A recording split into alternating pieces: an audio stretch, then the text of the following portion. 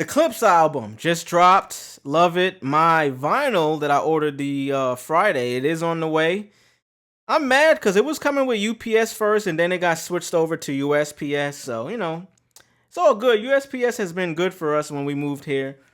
They actually delivered this package to the doorstep. I was surprised. I said, damn, I'm used to them just putting the shit in the mailbox, and if it don't fit, they dip. But I mean, maybe it's because we live in like a gated community. They feel like they have to deliver the shit. I don't know, but I appreciate it. Because I would never expect them to send this little package and put it on the doorstep. But hey, shout out to that. So my Clips vinyl is on the way. Let God sort them out. Another cause piece. So let's get into this right here. This is Pusha T, Malice Clips after their album drop on the Fat Joe and Jada podcast. Here we go. Pusha T addresses the criticism that the subject matter in his raps hasn't evolved after time or over time. Clear-cut example of, quote, you can't please everybody, but listen, 23 years in this, I'm not trying to please nobody.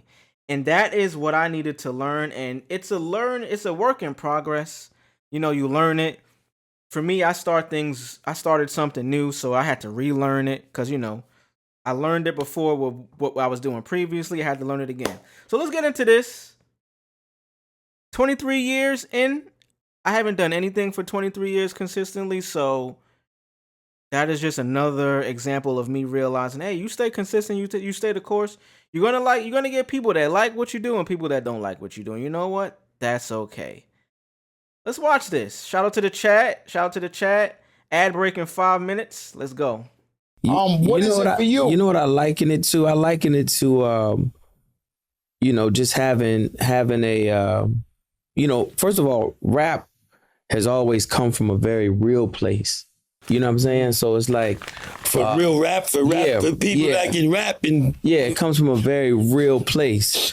So with that being said, and being in it, 23 years, I feel like at this point I liken it to only like somebody who loves mob movies or a person, you know what I'm saying, a person that's what they choose to like.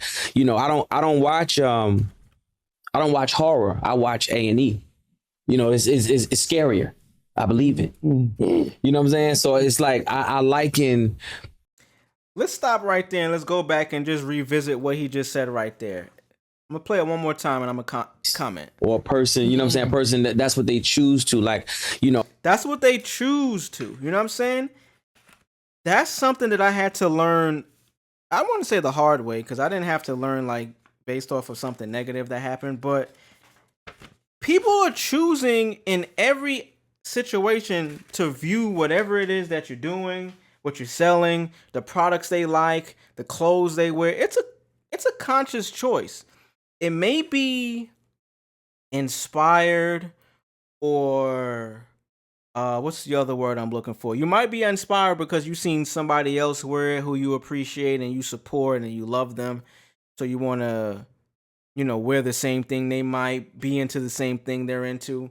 But these are all conscious choices. So as the person on the side that's making it, you got to understand, man, like, hey, just like he said, he doesn't like horror, but he watches A&E, like, Walking Dead. He said it feels more realistic. I can relate to that. I'm not a big horror film guy because it is very unbelievable. Only certain directors can make a horror film feel as if, oh, this can possibly really happen while blurring the lines of, hey, this is actually just, a horror, gory movie. I don't watch horror. I watch A&E. It's scarier. I believe it. You know what I'm saying? So it's like I liken my music to that as well. I don't know, man. Listen, you can't please everybody. But listen, 23 years in this, I'm not trying to please nobody, but myself.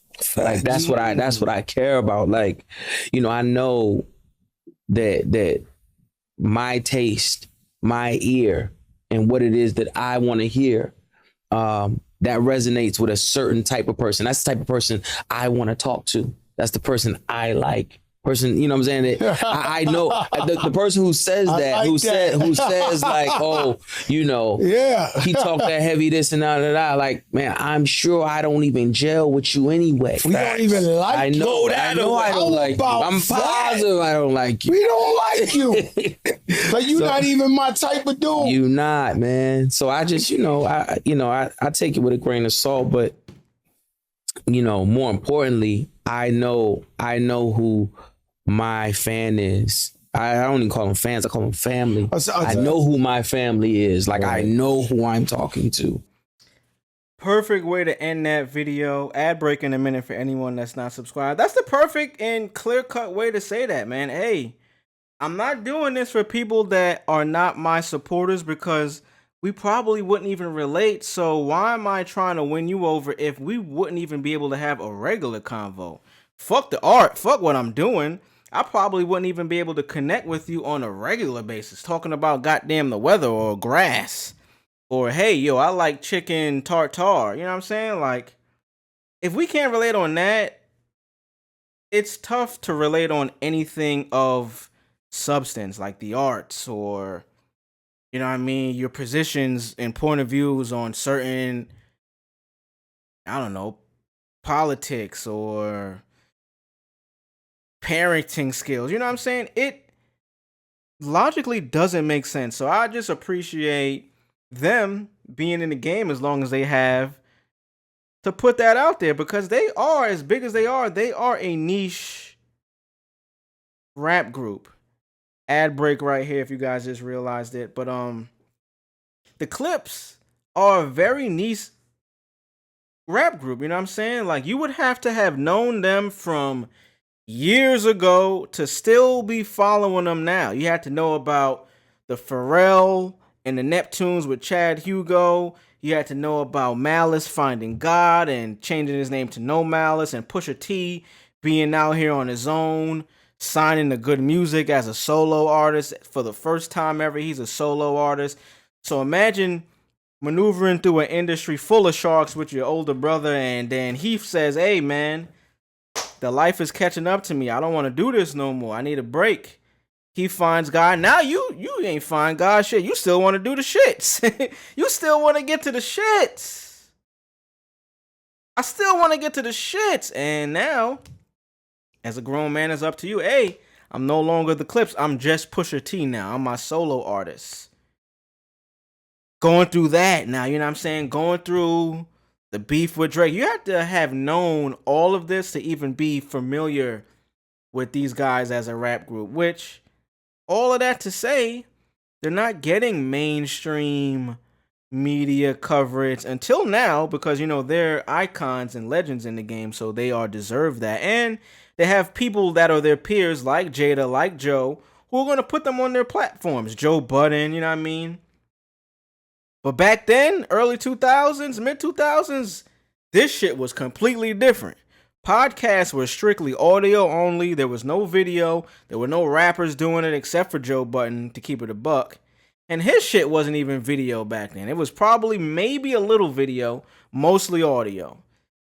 So, all of that being said, the consistency is what led them to be able to be 23 years in. First album after 16 years. They don't have that many albums. How many albums does Clips have? I'm gonna say like 5. 4, not even 5. Not even 5 albums, yo. So, 23 years. First album, Lord Willin', classic. Went gold, should have went platinum. That's their first one with Grinding. Hell Hath No Fury, the second one. They're not selling hella albums as well. So that's why it makes them even more niche, which makes you realize, hey man, these guys are legends. They're 23 years into the game.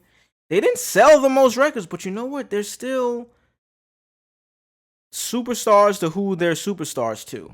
And they're making just as good money as maybe anyone else within the culture. Because one, they lasted the test of time. I think that supersedes anything. If you could have been out And let's see what their first album dropped. In 2002 and in 2025, you could still be out dropping music. Hey, bro, you beat Father Time. You beat him. Even more so, when half of the group that you were in, it wasn't like you were in a group with like 6 other niggas where 1 or 2 or 3 leave, you still got some people to work with. Nah, nigga, my brother was in the group with me. And he found God. He don't want to do this shit no more. I still do, but he don't. Now I gotta do it on my own and continue to, you know what I mean, maneuver through the industry, have a rap beef with Drake, quote unquote win like some people say, and still be here years later to continue to do what he does. Hey man, I think that's a win. And shout out to the Clips. Shout out to a phenomenal album. I cannot wait till my vinyl arrives. Drop a bomb for that.